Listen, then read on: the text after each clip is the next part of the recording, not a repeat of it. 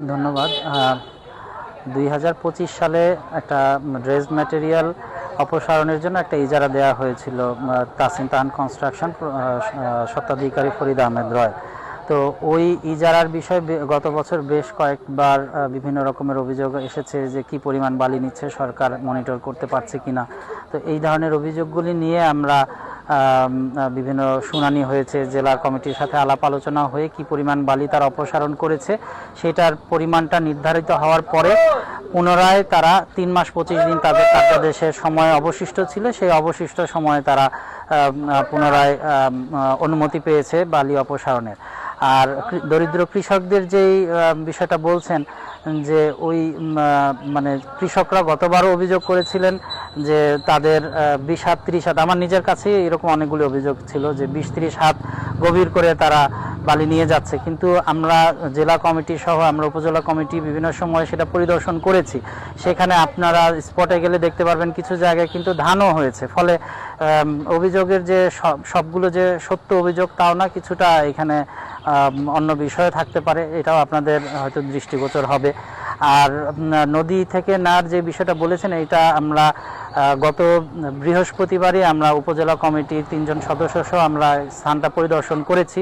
তাদের এখানে যে বাস্তবতা হচ্ছে বাল্কহেডের গভীরতা কম থাকার কারণে, গভীরতার কারণে ওইখানে যেতে পারছে না। তা আমরা ঘুরে উপজেলা কমিটি তাদের ইজারার স্থানটা যে দিক দিয়ে তারা যেতে পারবে বাল্কহেড, আমরা তাদেরকে অবস্থানটা দেখিয়ে দিয়ে আসছি। আপনারা হয়তো ইনশাল্লাহ পরবর্তীতে ভিজিট করলে এই ধরনের অভিযোগ খুব একটা আপনারা পাবেন না, কারণ ড্রাফট কিছু কিছু জায়গায় আমরা দেখেছি ৫ ফিট ৪ ফিট আমরা গভীরতা মাপার যন্ত্র নিয়ে গিয়েছি। ফলে অগভীর থাকার কারণে বাল্কহেডগুলো ঢুকতে পারছে না, এই জন্য তারা কিছুটা চ্যানেল কেটে ওইখানে যাওয়ার ব্যবস্থা করছে। এটাই ইজারাদার আমাদেরকে মৌখিকভাবে জানিয়েছে। তবে যদি বড় কোনো রকমের এলিগেশন পাওয়া যায় যেটা অযৌক্তিক, সেরকম হলে তাকে আমরা কারণ দর্শানোর নোটিশ দিয়ে তার কাছ থেকে আমরা লিখিত জবাব নিতে পারবো। আমি এই অভিযোগটা গত বৃহস্পতিবারও পেয়েছি। আমরা যে স্পটে গিয়েছি, আমি আসলে কোনো লাঠিয়াল বাহিনী দেখতে পাইনি, আমাদের সাথে পুলিশ ফোর্সও ছিল। যে এইরকম কোনো বাহিনীর উপস্থিতি থাকলে যেন আমরা আইনানুগ ব্যবস্থা গ্রহণ করা যায়, সেজন্য আমরা পুলিশ ফোর্স নিয়ে গিয়েছিলাম। কিন্তু প্রকৃতপক্ষে যে বাহিনীর কথা বলছেন, আমি ওই স্পিড বোটে কয়েকজনকে পেয়েছি, তাদের সাথে আলাপ করলাম। তাদের ওইখানে তাদের ভাষ্য হচ্ছে ৬টা নৌকায় তারা যারা কর্মচারী আছে তাদের খাবার পানি, কারণ নদীর মধ্যে তো কোনো দোকানপাট নেই, তাদের লজিস্টিক সাপোর্টের জন্য 2টা নৌকা এবং 2টা নৌকা দিয়ে তারা বিক্রয়ের রসিদ সংগ্রহ করছেন এবং স্পিড বোট দিয়ে ওভারঅল মনিটরিং করেছেন। আমরা তাদেরকে খোলামেলাভাবেই জিজ্ঞেস করেছি যে আপনারা, এরকমও শোনা যাচ্ছে দেশীয় লাঠি সোটা নিয়ে আপনারা মহড়া দিচ্ছেন, তবে তারা এই অভিযোগটা একদমই ডিনাই করেছে।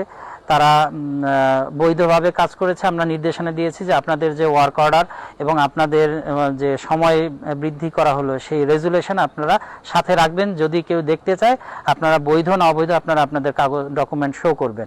তো তারা আমাদের সাথে কমপ্লাই করেছে যে এরপর থেকে যদি কেউ দেখতে চায় তাদেরকে ডকুমেন্ট সহ এইখানে দিবে, এবং তারা কাউকে বাধা দিয়েছে মর্মে সেই অভিযোগটা পুরোপুরি তারা অস্বীকার করেছে। কোনো সাংবাদিক বা যারা তথ্য সংগ্রহ করতে চাচ্ছে তাদেরকে কোনো প্রকার যেন বাধা না দেওয়া হয়, সেটা আমরা পূর্বেও ইজারাদারকে বলেছি, তবে বাধা দেওয়ার কোনো প্রমাণ এখনো পর্যন্ত আমরা পাইনি।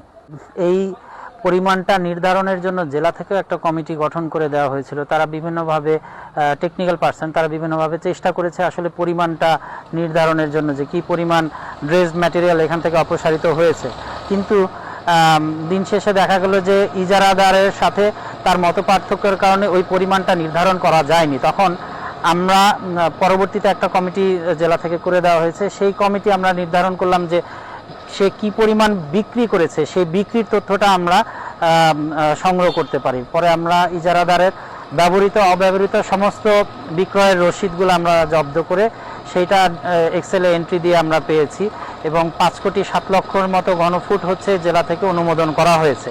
বাকি ৪,৯৩,০০,০০০ প্রায় এই পরিমাণ বালি তারা নিতে পারবে। যদি আপনাদের কাছে এই ধরনের কোনো এভিডেন্স থাকে যে সে ১০ কোটি ঘনফুট নিয়েছে, তাহলে আপনারা আমাদেরকে যদি সেই এভিডেন্সটা দেন, আমরা জেলায় এই এভিডেন্সটা উপস্থাপন করব। এটা নিয়ে আসলে কোনো সন্দেহের কোনো সুযোগ নেই, কারণ সে 10 কোটি ঘনফুটের বেশি নিতে পারবে না। 10 কোটি ঘনফুট সর্বোচ্চ সে নিতে পারবে, অথবা তার এই 9 মাস সময়ের মধ্যে সে যতটুকু নিতে পারে। এইটা আসলে আমার বলার মতো কোনো বিষয় না, এটা এক্সপার্ট দিয়ে আপনারা যাচাই করে দেখতে পারেন যে এইখানে চরের ড্রেস ম্যাটেরিয়াল অপসারণ করলে কোথাও নদী ভাঙনের সুযোগ আছে কি না। তবে আমি আপনাদের জ্ঞাতার্থে বলতে পারি, গত ইলিশের অভিযানের সময় আমি নিজেই দেখেছি কিছু কিছু জায়গায়, যেমন স্পেসিফিকলি বললে সুরেশ্বর পয়েন্টে প্রায় 64.4 মিটার আমি ড্রাফট পেয়েছি, মানে প্রায় 200 ফিটের মতো গভীর। ফলে কিছু জায়গায় মানে এটা একটা স্লোপের মতো, কিছু জায়গায় গভীর একেবারে অগভীর, যে জায়গায় 5 ফিটও পানি নেই, কিছু জায়গায় আবার 65 মিটার পর্যন্ত গভীরতা রয়েছে। ফলে এইটা এক্সপার্টদের বিষয়, অ্যানালাইসিস করার বিষয় আছে। আমি মনে করি আসলে এটা মন্তব্য আমার পক্ষ থেকে সমীচীন না, কারণ আমার কাছে এই ধরনের কোনো ডেটা বা আমার কাছে এই ধরনের কোনো কংক্রিট তথ্য নেই। সবশেষ, এখান থেকে বৈধভাবে কি বালু উত্তোলন করা হচ্ছে আপনার মতে? বালুটা বৈধভাবে ইজারা দেওয়া হয়েছে। যদি ইজারা সংক্রান্ত কোনো শর্ত লঙ্ঘন করে থাকে, কোনো ব্যত্যয় হয়ে থাকে, তাহলে সেই ক্ষেত্রে তার বিরুদ্ধে, ইজারাদারের বিরুদ্ধে আইনানুগ ব্যবস্থা গ্রহণ করা হবে। এখন আপনি যদি মনে করেন যে কোথাও কোনো কাজ অবৈধ হচ্ছে, তাহলে আপনি আমাদেরকে, উপজেলা প্রশাসন আছে বা জেলা প্রশাসন আছে, আপনি অভিযোগ জানালে আমরা অভিযোগের বিষয়ে ব্যবস্থা গ্রহণ করব।